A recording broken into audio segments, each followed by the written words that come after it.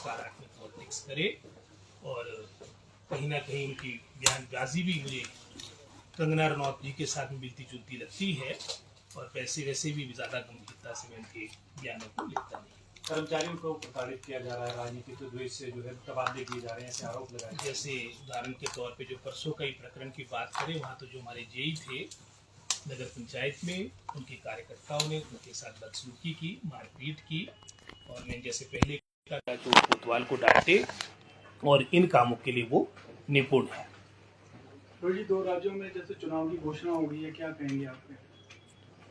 हमें पूर्ण आशा है कि दोनों स्टेट्स में, क्योंकि चाहे महाराष्ट्र की बात हो, लोकसभा इलेक्शन के दौरान भी 2024 में अच्छा प्रदर्शन इंडिया अलायंस का रहा है। वहाँ पर एकजुट होकर हमारी सभी जो 3 मुख्यतः पार्टीज है, चाहे एनसीपी की बात हो, चाहे कांग्रेस की बात हो, चाहे शिवसेना की बात हो, वहाँ पर हमारी जीत होगी। और झारखंड में भी, जहाँ पर हमारा झारखंड मुक्ति मोर्चा के साथ अलायंस है, यहाँ पर भी हमारी इंडिया अलायंस की एक मजबूत आपका प्रदेश है। हम दोनों जगह जीत की आशा कर रहे हैं। वायनाड से प्रियंका गांधी को इस बार टिकट दिया गया है, आपको क्या? ये एक, मैं समझता हूँ, हिमाचल की नहीं पूरे राष्ट्र की राजनीति में एक टर्निंग पॉइंट होगा, और निश्चित रूप में रिकॉर्ड तोड़ वोटों के साथ प्रियंका जी केरला से वायनाड से चुनाव जीतेगी।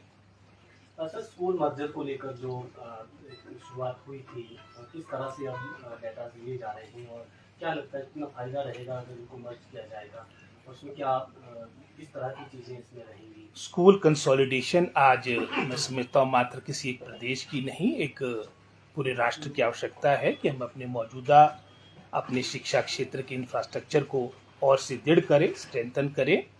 और इसके लिए मात्र हिमाचल प्रदेश नहीं, हर प्रदेश सरकार प्रयास कर रही है। और विशेषकर अगर हम पूरे राष्ट्र की बात की, इसकी शुरुआत गुजरात में हुई थी आज से कोई 10 वर्ष पूर्व, और उसके उपरांत चाहे कोई स्टेट हो, चाहे किसी भी पार्टी की मैं समझता हूँ सरकार हो, सभी अपनी शिक्षा व्यवस्था को कंसोलिडेट कर रही है, स्ट्रेंथन कर रही है। और उसी सोच के साथ मैं समझता हूँ हिमाचल प्रदेश में भी हमने कुछ स्कूल्स को मर्ज किया है। और इसमें भी अगर हम टोटल पिछले वर्ष और इस वर्ष की स्कूलों की संख्या ले, वो लगभग 1100 के आसपास बनती है, और 1100 में से भी 400 स्कूल ऐसे थे जहां पर एक भी बच्चा नहीं था। और दूसरे चरण में हमने उन स्कूलों को मर्ज किया जहां पर 2 या 2 से कम आपके बच्चे हो, और तीसरे चरण में हमने वो संख्या थोड़ी बढ़ाकर 5 के आसपास की है। और भविष्य में भी ये अभी क्रम चला है, लेकिन अंतिम निर्णय आपके हमारा कैबिनेट ले गई, और वर्तमान अभी जो हमारा एकेडमिक सेशन है, इसमें अभी कोई नए स्कूल्स मर्ज नहीं होंगे। सर, शिक्षा क्षेत्र में एक फैसला हाईकोर्ट ने सुनाया है, 6 साल से कम उम्र के बच्चों को भी पहली कक्षा में दाखिला मिलेगा। सरकार इसे कब तक लागू करेगी? हालांकि 6 महीने की छूट दी गई थी, लेकिन अब इसमें 5 साल के बच्चों को भी ऐड करने की बात हो रही है। आप जानते हैं मैडम कि जो निर्णय हमारी प्रदेश सरकार ने लिया है, एज पर एनईपी गाइडलाइंस लिया था, शौक तो किसी को नहीं था किस तरह का निर्णय ले, और पूरे भारतवर्ष में अधिकतर स्टेट्स ने इसको अडॉप्ट कर लिया था।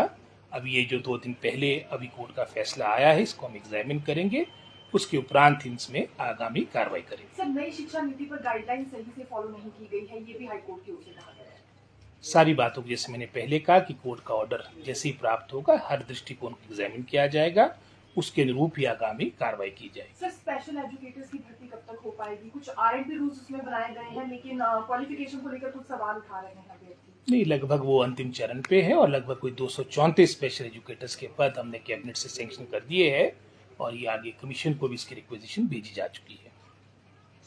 धन्यवाद।